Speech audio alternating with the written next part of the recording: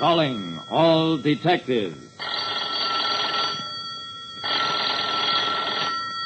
Suppose you were a private detective and found that your client was not only killed, but that you were the prize suspect. That is the situation on this page from my casebook. The casebook of Jerry Browning, private detective. There are some types of cases no private detective likes. And I, Jerry Browning, am no exception.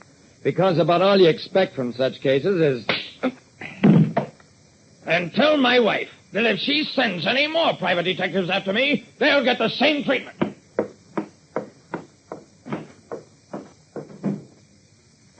I got up off the floor of the tavern, went on back to my office, and wrote a polite note to Mrs. George Maynor explaining why she'd have to hire another detective to follow her husband around.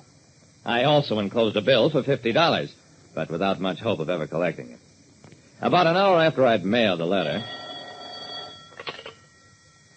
Hello, Mr. Browning. This is George Maynor. Listen, I'm sorry about hitting you. I apologize. I need your help. Something terrible has happened. Could you come right over to my apartment? I rubbed my still aching jaw. It didn't hurt as much as the thought of how flat my bank account was. So, after only a second's hesitation, okay, Mr. Maynor, I'll be right over.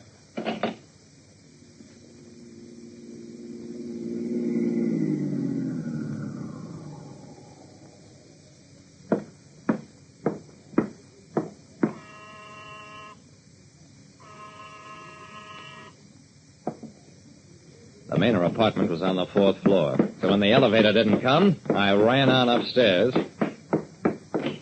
found the door to the Maynor apartment unlocked. But as I stepped into the room, I caught a fist flush on the point of my chin. When I came to, a cop was bending over me. Get up, mister. You're under arrest for the murder of Mrs. Maynor. Lured to the house of a man who'd slugged me earlier that day, I was slugged again and found myself under arrest for the murder of a woman, my client.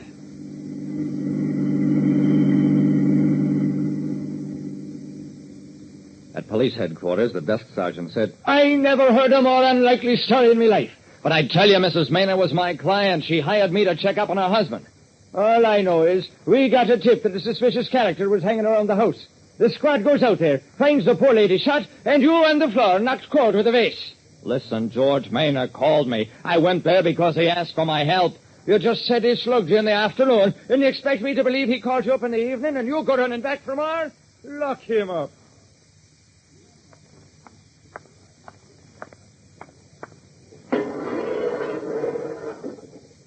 Okay, Browning, you want it upstairs?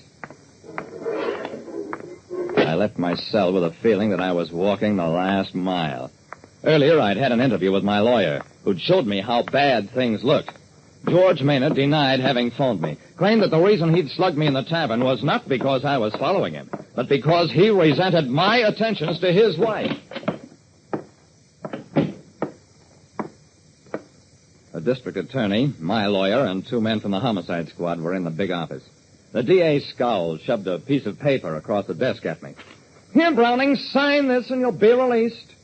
I looked at my lawyer, who nodded slightly. I picked up the paper, saw that it was a form waiver of any legal action for false arrest. I signed and gave the form back to the DA. It's lucky for you, Browning, that you were in such a hurry to quit working for Mrs. Maynor after her husband hit you. We intercepted the letter and bill you sent her. That verifies your story. A warrant's been issued for George Maynor's arrest. That's all. You can leave.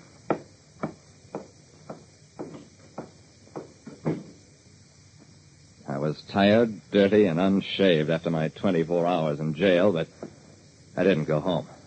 Well, maybe the police didn't know where to find Maynor, but I'd spent 2 days trailing him, and I knew his habits. I didn't locate Maynor until I'd made the rounds of half a dozen joints. Finally, collared him in a waterfront bar. Gave him back the 2 wallops he'd given me and 1 more to remember me by.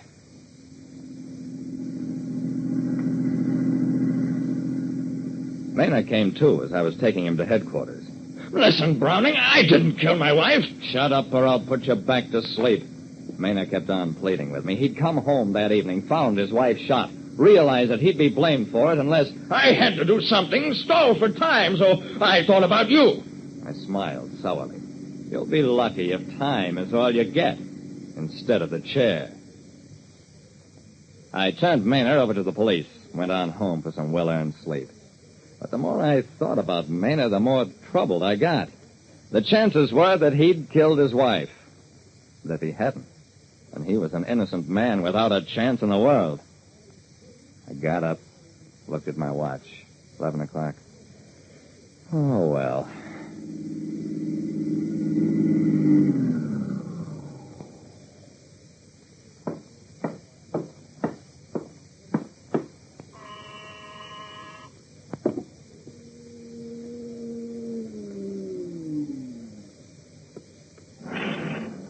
The sleepy-eyed elevator operator said, What floor? 4, the Manor apartment. The operator snapped, suddenly alert. They got Maynard. I just heard it over the radio. I nodded. Take me upstairs. You know, Mr. Browning, I never figured you'd done it. I had Maynard pegged right from the start. I grinned. Oh, you know me, huh?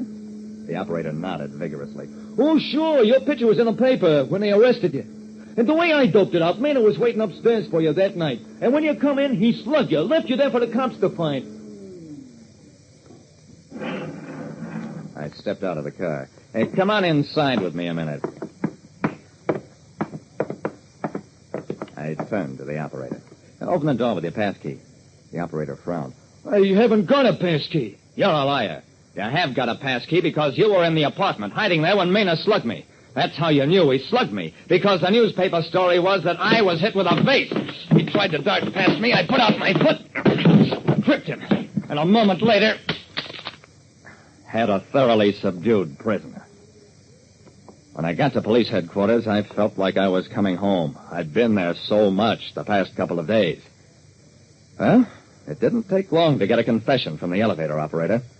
He'd been using his passkey to burglarize apartments in the building. Mrs. Maynard caught him at it. So he killed her.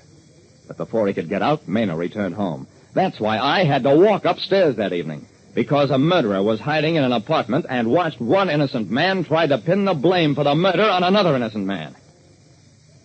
And it'd be nice to say that Maynard was grateful to me. Actually, he threatened to sue me for false arrest. Though he never did. Like I said, when anybody interferes between a husband and wife, the best he can get is a poke in the jaw. And the worst, an accusation of murder. Listen next time to Calling All Detectives. Mystery drama, mystery quiz, and a chance for you to match wits with yours truly, Jerry Browning, Private Detective.